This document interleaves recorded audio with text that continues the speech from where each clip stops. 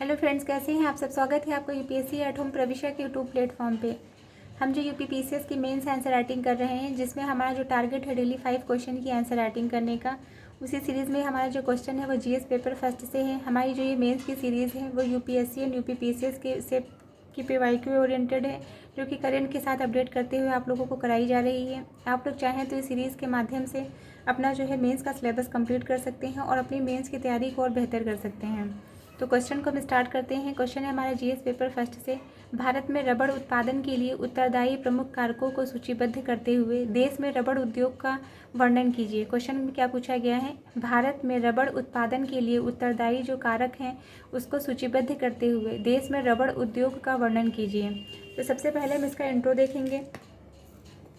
Intro में क्या है कि भारत प्राकृतिक रबड़ का चौथा सबसे बड़ा उत्पादक है। भारत जो है प्राकृतिक रबड़ में चौथा सबसे बड़ा उत्पादक है। रबड़ बोर्ड ऑफ इंडिया 2024 के अनुसार भारत में 1.5 लाख हेक्टेयर भूमि पर रबड़ की खेती होती है और वार्षिक उत्पादन 8 लाख टन से अधिक होता है। मतलब इसमें बताया गया है कि भारत प्राकृतिक रबड़ उत्पादन में विश्व का चौथा सबसे बड़ा उत्पादक है।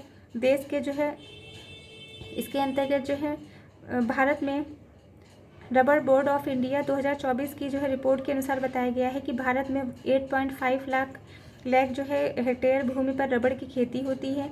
वार्षिक उत्पादन 8 लाख टन से अधिक है। रबड़ उद्योग ऑटोमोबाइल, विमानन और निर्माण क्षेत्र के लिए कच्चा माल प्रदान करता है। तो ये आपके जो है ये फैक्ट जो है आपके प्री के पॉइंट ऑफ व्यू से जो है काफ़ी इंपॉर्टेंट है। ये हमारा जो इंट्रो कंप्लीट होता है। अब क्वेश्चन की जो मेन बॉडी का पार्ट है उसको देखेंगे कि भारत में रबड़ उत्पादन के प्रमुख कारण। पहला क्या है, जलवायु और तापमान।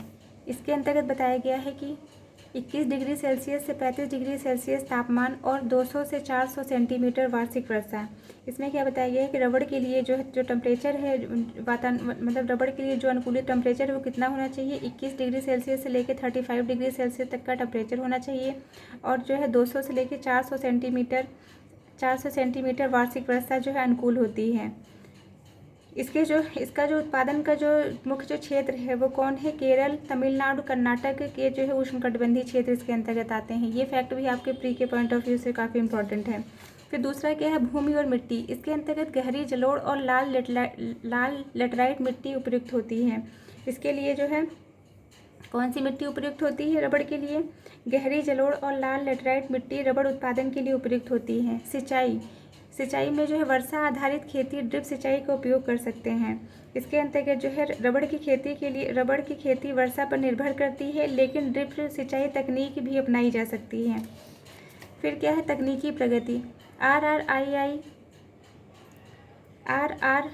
RRII इसका फुल फॉर्म होता है रबड़ रिसर्च इंस्टीट्यूट ऑफ इंडिया द्वारा जो है विकसित 105 और रबड़ research institute of India 414 clone उच्च उत्पादकता प्रदान करते हैं।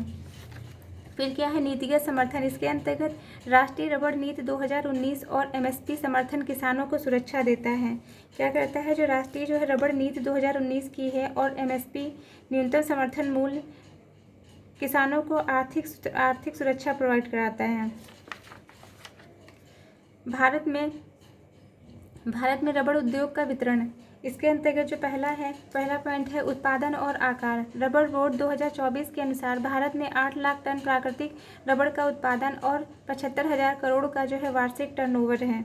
इसमें क्या बताया गया है कि रबड़ बोर्ड 2024 की रबड़ बोर्ड की रिपोर्ट के अनुसार भारत में जो है 8 लाख टन प्राकृतिक रबड़ का उत्पादन होता है और भारत में रबड़ उद्योग का वार्षिक टर्नओवर 75,000 करोड़ से अधिक है। फिर क्या है, प्रमुख जो है उत्पादक राज्य।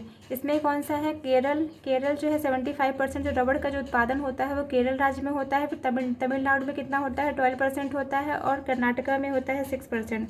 मतलब केरल में कुल उत्पादन का 75 हिस्सेदारी जो है केरल जो अकेले होती है रबड़ के उत्पादन में। और फिर सेकंड नंबर पर तमिलनाडु है।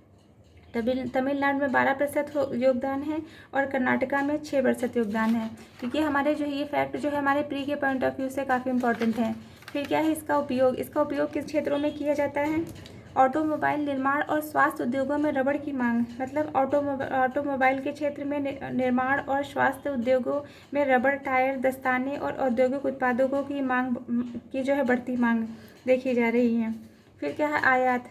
कॉमर्स मिनिस्ट्री 2024 के अनुसार भारत में 2023-2024 में 5 लाख टन रबड़ का जो है आयात किया जाता है। क्या बताया गया है कि भारत जो है घरेलू खपत पूरी करने के लिए रबड़ आयात करता है।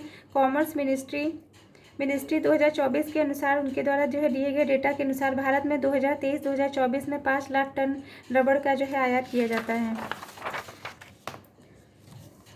तो ये हमारा क्वेश्चन का जो मेन बॉडी का पार्ट है वो कंप्लीट हो गया। अब इसका कंक्लूजन देखेंगे कि भारत का रबड़ उद्योग औद्योगिक विकास एवं रोजगार में अहम भूमिका निभाता है। आयात निर्भरता और जलवायु परिवर्तन जैसी चुनौतियों से निपटने के लिए तकनीकी विकास और नीति सुधार की आवश्यकता है। क्या करता है, जो भारत का जो रबड़ उद्योग है वह रोजगार में, औद्योगिक विकास में, निर्यात में महत्वपूर्ण भूमिका निभा रहा है। हालांकि रबड़ आयात जलवायु परिवर्तन जैसी चुनौतियों से निपटने के लिए नीतिगत सुधार, क्लोनिंग तकनीक और आत्मनिर्भरता को प्रोत्साहित करना आवश्यक है। तो ये हमारा क्वेश्चन कंप्लीट होता है जो कि जीएस पेपर फर्स्ट से था। आप लोगों को हमारी जो ये मेंस की सीरीज़ है कैसी लग रही है हमारे कमेंट सेक्शन में ज़रूर बताइए। और ऐसे ही पढ़ते रहिए, लाइफ में आगे बढ़ते रहिए, यूपीएससी एट होम प्रविष्या के साथ मेंस आंसर राइटिंग करते रहिए। Thank you.